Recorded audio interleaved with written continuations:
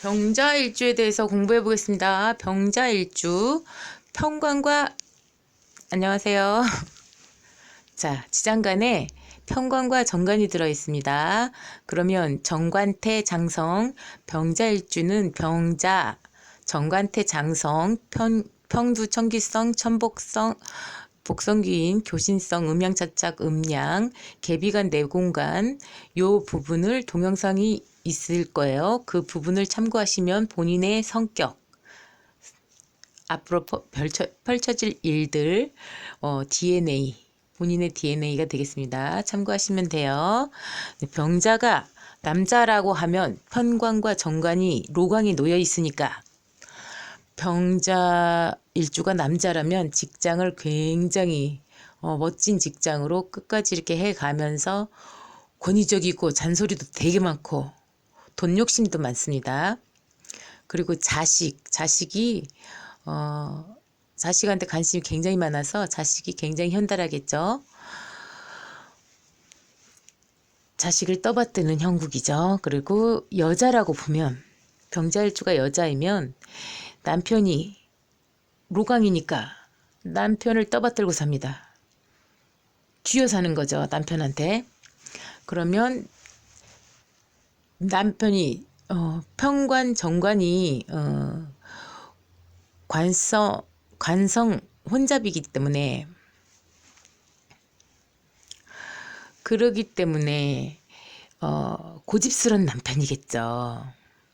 관살 혼잡이기 때문에 잔소리 있고 성깔 있고 남편 덕이 있지만 남편은 로강이니까 직업도 괜찮고 이렇게 조금 안정된 형태이고 바른 사람이긴 하지만 그 남편한테 꼼짝도 못하고 이렇게 쥐어 사는 형태. 만약에 이혼을 하더라도 이혼은 거의 안 합니다. 태지에 있기 때문에 어린아이의 심리이기 때문에 잘 안 해요. 고집은 세고.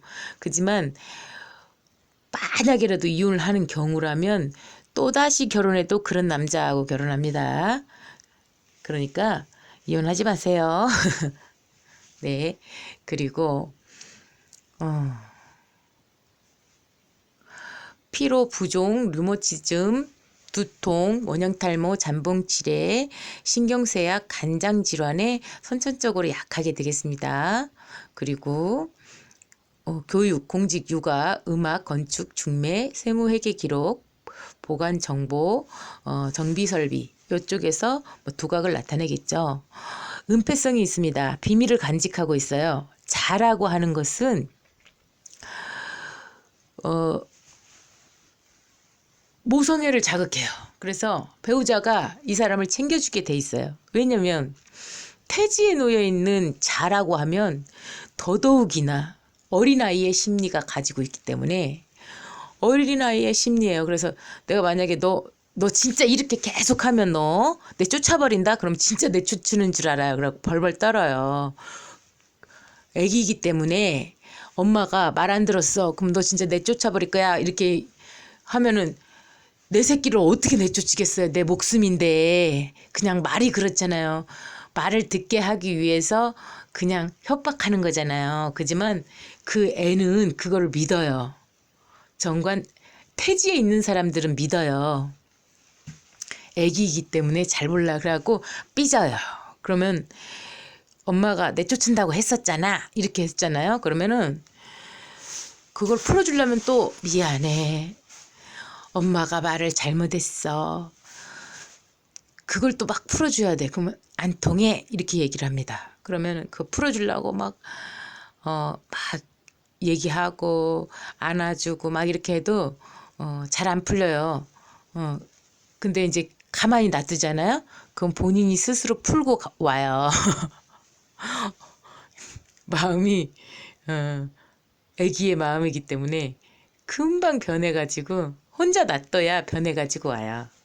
은폐성이 있고 비밀이 있고 외양 내음 수심이 있어요. 음양이 교차가 돼서 영감이 되게 발달돼 있고 변덕이 심하다는 거. 근데 성격은 좋아요. 자존심이 고고하고 욱성질이 있어요. 그리고 이성에게 대시를 받아요.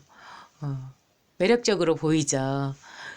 조급하고 돋보이고 싶은 욕망이 있어요. 사치를 좀 해요. 그래서 내가 내 친구들한테 막 통닭 한 마리씩 이렇게 쏘고 싶고 쏘면 이제 내가 조금 돋보이잖아. 그러한 형태를 보일 수 있다는 점입니다. 자의 심리죠. 화려해도 수심을 달고 사는 그러한 형태가 되겠습니다. 내내 근심이 있어. 태지에 있으면은 근심을 내내 달고 살아요. 어떻게 할 수가 없어요. 어린아이의 심리니까. 그리고 유순하고 착합니다. 대인관계가 되게 좋고요. 점잖아요. 장자 역할을 합니다. 그래도 자신의 이익을 굉장히 추구하고요. 유약한 성정이에요. 배타성이 되게 강해지죠. 사회생활을 적극적으로 하고 권위적이고 잔소리가 심합니다. 남자의 경우. 여자의 경우에는 속내를 감춰요. 이기적이죠. 그렇지만 남자가 됐든 여자가 됐든 인생 후반에는 발복을 합니다. 천우신조, 태지에 놓여 있기 때문입니다. 왜냐하면 조심조심 한평생을 살아왔기 때문에 그 결과가 나오는 것이죠. 직업의 항구성이 약간 불안정하지만 그래도 합니다. 왜냐면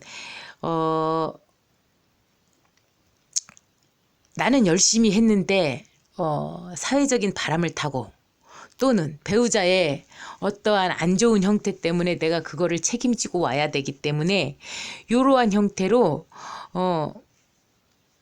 직업을 유지하기가 힘들어질 때가 있어요. 그리고 돈 욕심이 있기 때문에. 그렇지만 그래도 그거를 지켜나가는 게 좌오묘유죠. 자기 전공. 말하자면 내가 특별히 뭐 전공을 안 했다고 하더라도 내가 처음부터 직업을 뭐 옷장사를 했어. 그러면 그 옷장사를 끝까지 해나간다는 거죠. 자기 전공을, 그게 전공입니다. 꼭 대학교 가갖고 내가 이거를 전공을 해야만 그게 전공이 아닙니다. 자기가 손대서 그거를 해 나갈 때 그거 꼭 끝까지 해나가는 게 그게 바로 전공입니다. 호구지책으로 바쁘죠. 내가 이걸로 이제 먹고 살아야 되겠어.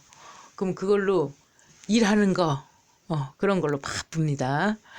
남자의 경우에는 공직으로 반듯한 직장, 공직이나 반듯한 직장으로 굉장히 이렇게 반듯한 형태. 그러니까 꼭 공직은 아니라도 정규직 안으로 다 들어갑니다.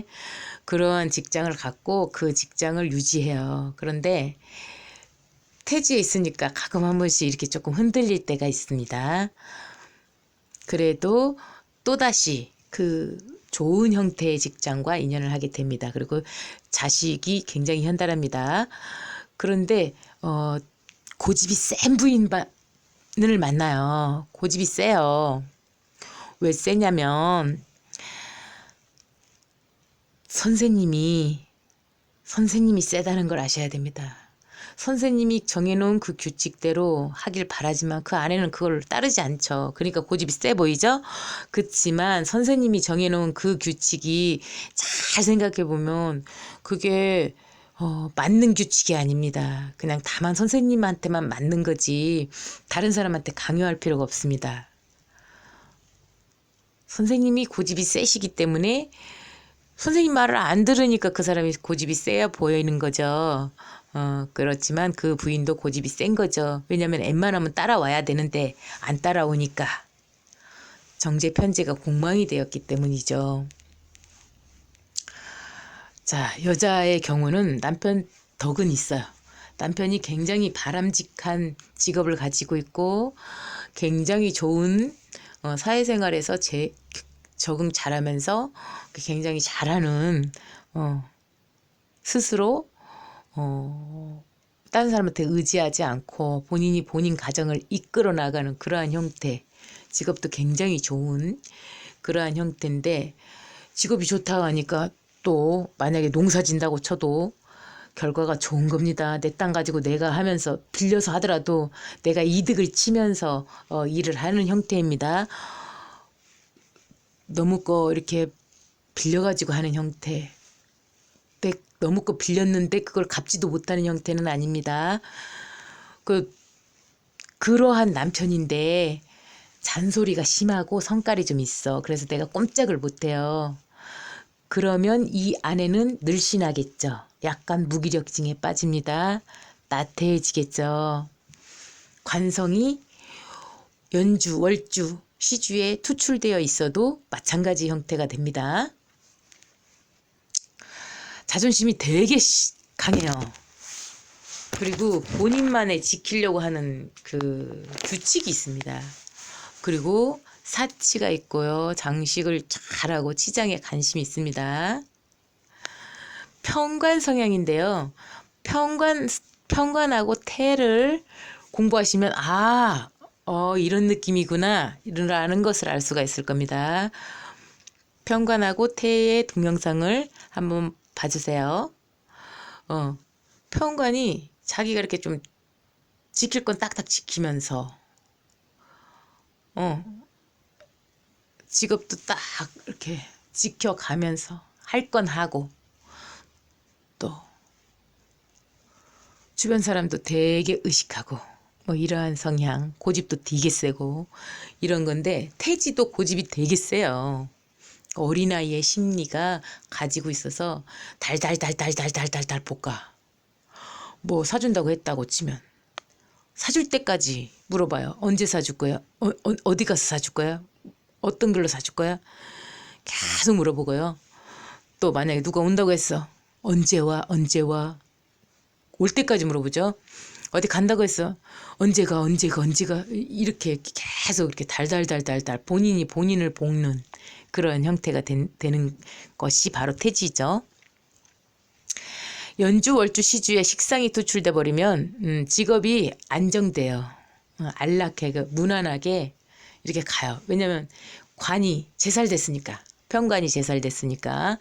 그래서 식상이 투출되어 있으면 직업을 꾸준히 유지해서 계속 돈을 잘 벌어가는 형태가 됩니다. 비겁은 절대에 놓여 있기 때문에 형제 간에 알력이 있어요. 그래갖고 서로 이기려고 그래. 나이 차이가 아무리 많다고 하더라도 나이 차이가 많아도 알력 때문에 싸워요. 되게 많이 싸워요. 어렸을 때.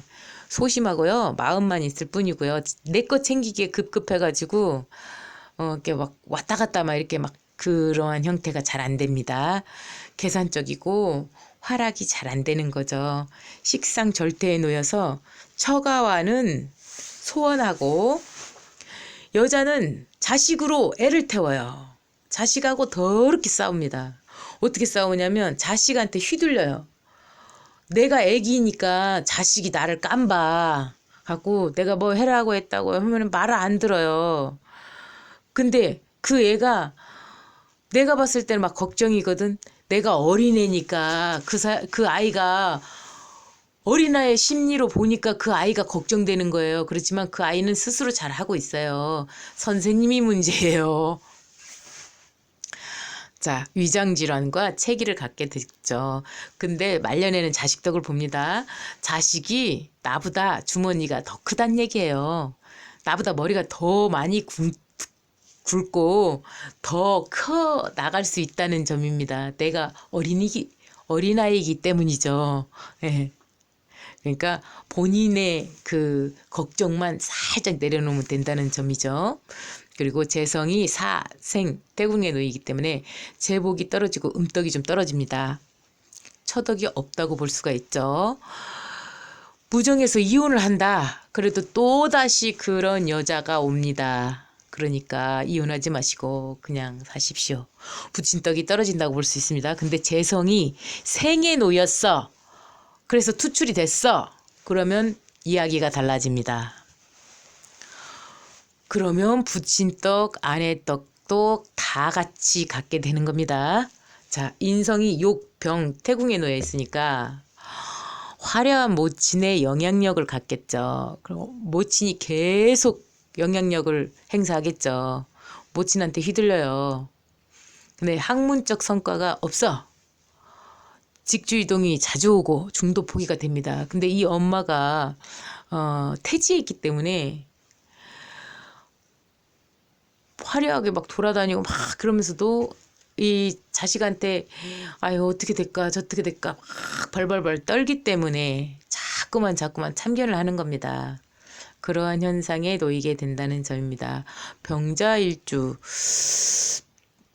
남편한테 저 입장에서 보면 남편한테 꼼짝 못하고 사는 그 늘씬한 아내. 남편을 뭐 하늘처럼 떠받들고 남편도 나를 뭐 아기처럼 돌봐주는 그러한 형태. 참 부럽죠. 부럽습니다. 그리고 순수한 그 어린아이의 마음을 가지고 있다는 것조차도 부럽죠.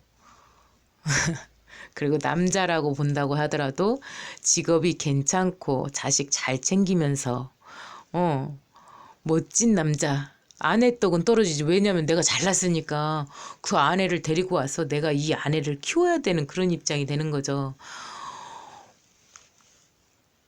그래도 남자가 됐든 여자가 됐든 그래도 복 많이 받은 그러한 형태 같습니다. 자, 병자일주 공부해봤습니다. 공부하시는데 도움되시기 바랍니다. 감사합니다.